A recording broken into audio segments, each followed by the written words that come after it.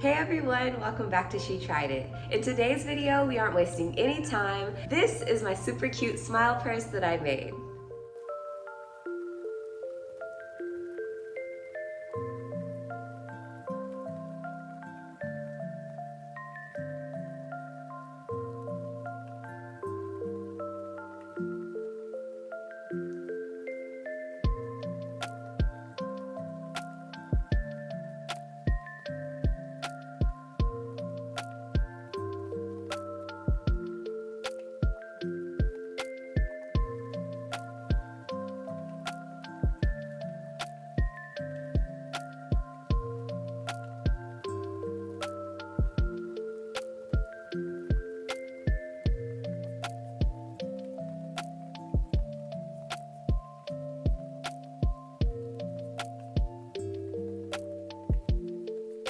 We're going back to the old way I used to do things, and in the description box there'll be timestamps for the designer, the pattern, and the yarn I used for this project. So let's get started.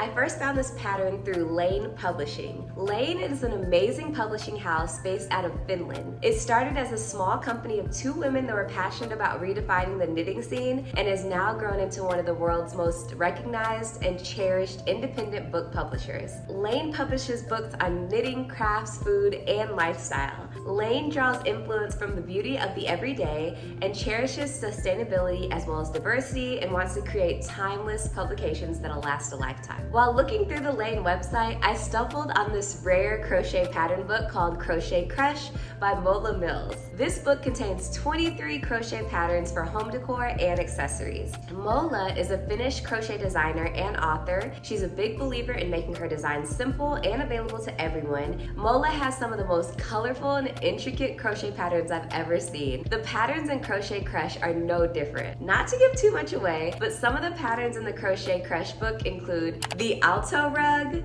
the Aida blanket, the daisy bag, the Kari shawl, the Canoe container, the Kaunaki rug, the Caro duffel bag, the Keto blanket, the Conti boxes, the Leiniki cushions, the Langi shopper bag, and much more. After seeing all those gorgeous patterns, I'm sure you want to get your hands on the Crochet Crush pattern book, right? I thought so. You can use the code SheTriedIt20 for 20% off the Crochet Crush pattern book. Enjoy!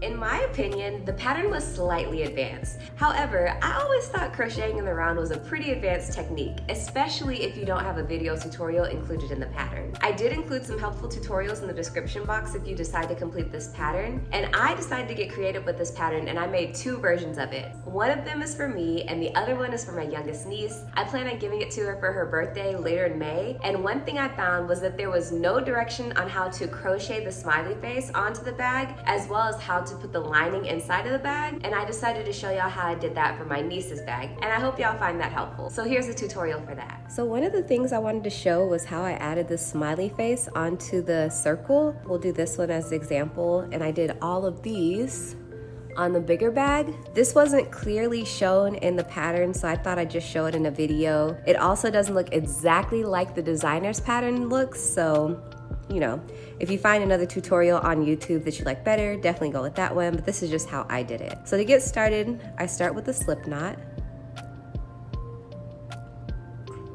I go into any area where the white is going into the yellow. That's where I want to start. So once I find a point, any point around the circle at that angle, then I pull it a little bit tight, put my needle in, put that slip knot around, pull it through. So I have a little loop through.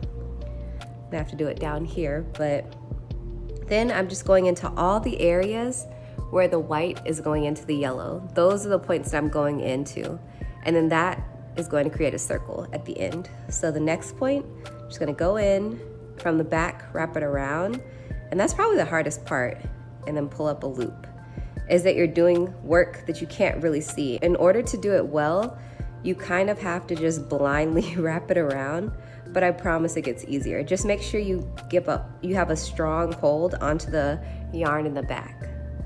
So through that point, wrap it around. You can see under here it's wrapped around. oops, wrap it around, pull it through. So now we'll just do it all from the top. That point, wrap it around, pull it through. That point, wrap it around, pull it through. There may be times you pull up other yarns, but you could just pull that out. It's probably just a loose thread inside the bag and pull it through.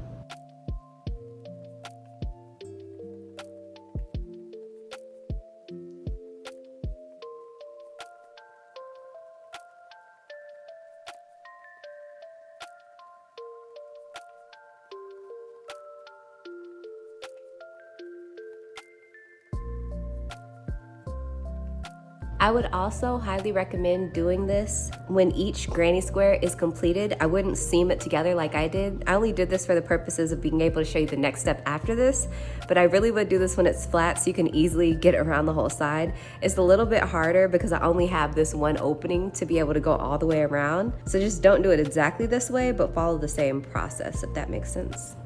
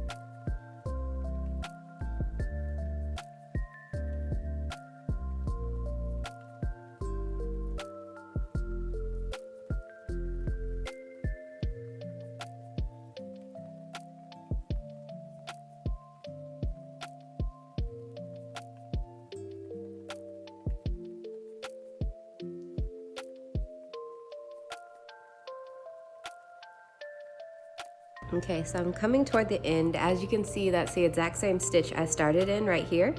So I'm gonna go in there one more time, pull it up, then I'm gonna go in that same hole again and pull it up. This will be how I lock it into place. I pull that up, it's locked into place, and then I just come in through the back where I pulled it up and just pull it back through the bag. Oops. Pull it back through. And then that is the outer circle. Can't really tell where it starts or where it ends. And then the smiley face is the exact same way for the most part. You're just not making a full circle. Because I'm left-handed, I find it's easier to start from this side. But I pretty much start a little bit above where these little openings are to make my smiley face. I do it on the third round. So if this is the first round, second round, third round, that's where I'll start my smiley face. So this seems like a pretty good spot. Just putting it inside that yellow. I want to make sure I let go of my free end and keep my working end. Oops, I'm holding on to something else completely. Okay, that's my free end. This is my working end. And you can tighten it at the end also. Yep. And then I'll go into that next point around. It's kind of the same exact thing. The only difference is you can't see the difference in two colors tying together. It's just one color tying together. And then we'll make this a little bit tighter. That first stitch tighter. And then we'll go into that second hole here. Pull it up, go in that second hole, wrap around.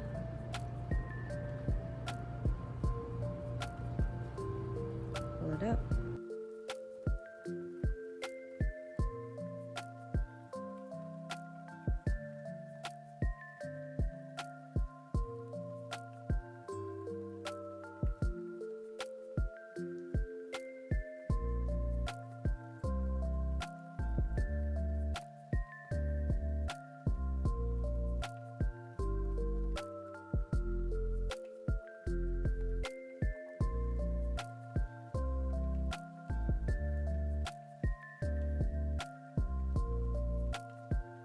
And is that how far I want to go?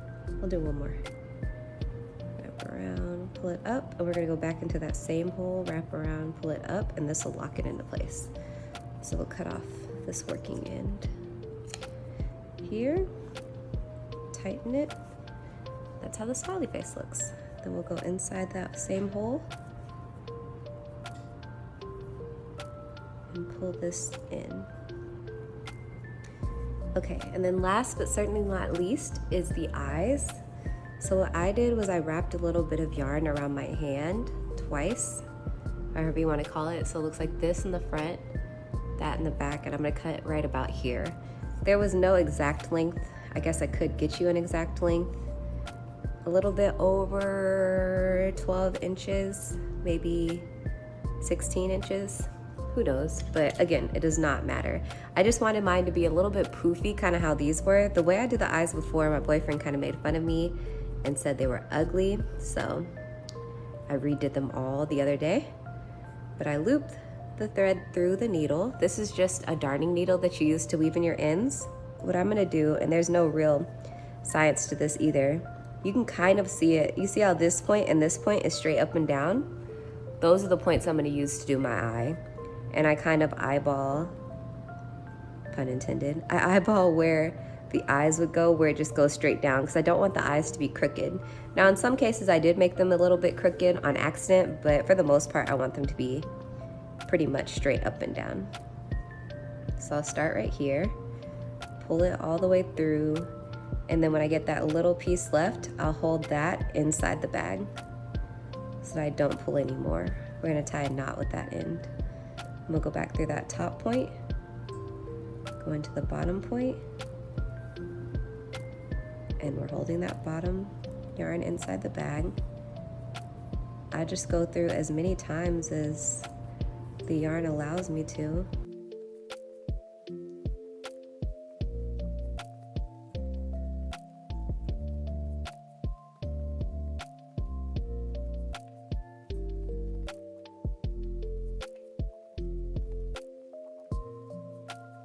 We'll put this one just in through the top, not the bottom hole.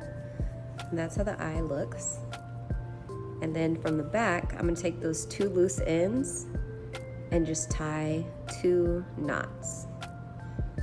So tie a knot now, and then tie a second knot here.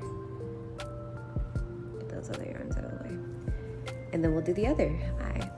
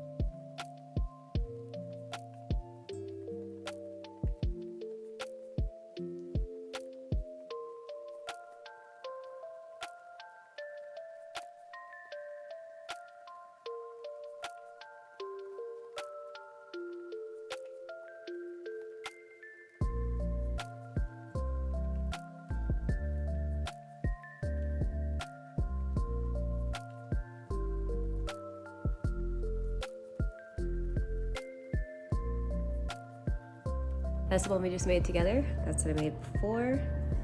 And yeah, this one's actually a little bit crooked, but whatever. They still look cute. I like how it turned out. The other thing I wanted to show you is how I line the inside of the bag. So to do that, I just flip the bag inside out. And then I have this fabric that I got from Walmart. It's just this Waverly Inspirations cotton fabric. I got a yard and I was able to do my bag and my niece's bag. And I did it on the fold. So this is the bottom fold, which will go at the bottom of the bag. And then I seamed up the sides very raggedly because I'm not a sewer. And then what I'm gonna do is I'm just gonna attach this to the bag. So I'm gonna make this go inside out. Then I'm gonna put the bag inside of it. And again, everything I'm showing you is just like a small scale version of everything I did for the bigger bag. So the bag is inside. And I'll tuck all those loose ends. The only ends that I weaved in were the ones that maybe came above this point, so like the very top one or something, but for the most part, I didn't really weave in any ends. Just kind of left them open. And then I'm going to use the same yarn that I was using, the white yarn that I was using for the bag, and just weave that into a needle, which is kind of maybe the hardest part. So this is not a darning needle. This needle actually punches through the yarn very easily. Let me show you what a darning needle looks like so you can kind of see the difference. So it's quite a bit thinner. I think a darning needle, yeah, a darning needle won't punch through this fabric. So it would have to be smaller than that, but it can't be too small or you couldn't thread it through. So once I get it threaded through, I just kind of attach it around, bring it tight. On one end, I'm gonna tie a little knot, maybe 2 knots. Yeah, I'll tie 2 knots so it can't come undone.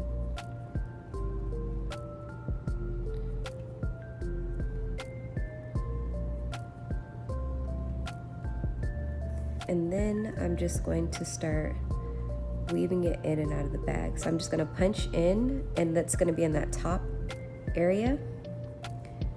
Punch in and out. I'm not going through every single one, or maybe I am, I don't know. But I'm not trying to make this go through every single one. Just going in and out, in and out. And from the other side, it looks like that. So let me pull it through. And then pull that tight again. That's how it looks. So you can't really see anything going on, which is what I want. And then I just keep doing that all around. I'll probably trim off the top edge just so it's not showing, because that is a pretty raggedy edge.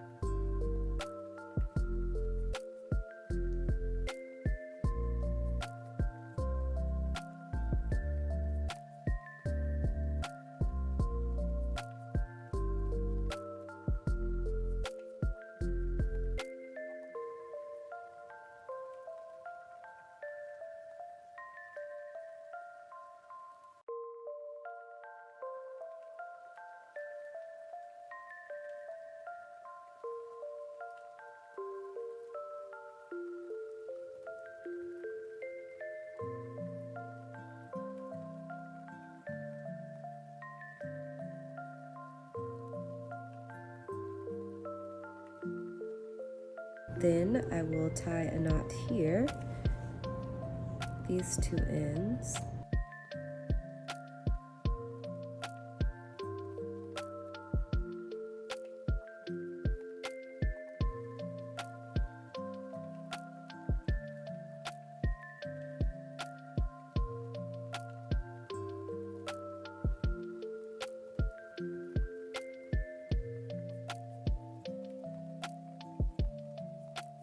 Then I undo it, and this is a nice bag with a lining.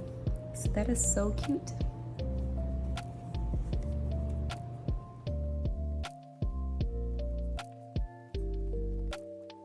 used 2 different yarn brands for this pattern. One was Aunt Lydia's crochet thread size 3 and the color is black and natural. Just a heads up on the natural color, it almost looks identical to a color called bridal white. Just looking at their website, they look totally different, but I promise you, in person, you really can't tell the difference in these 2 colors. Actually, let me show you what the difference is.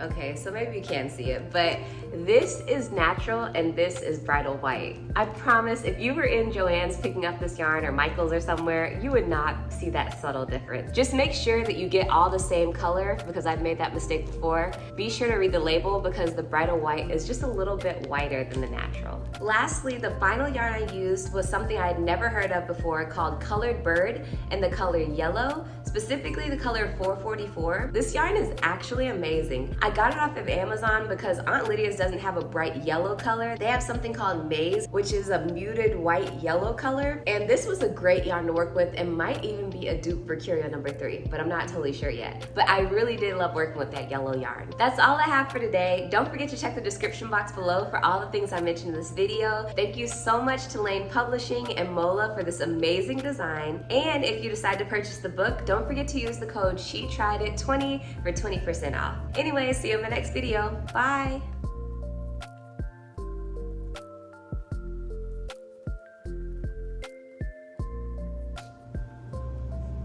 Okay, so I know this bag is for my niece, but you know how girls wear the little cute small bags? This is cute. Maybe she won't want it and then I can take it back and wear it for myself. I like it. This is so cute. I might need to keep this.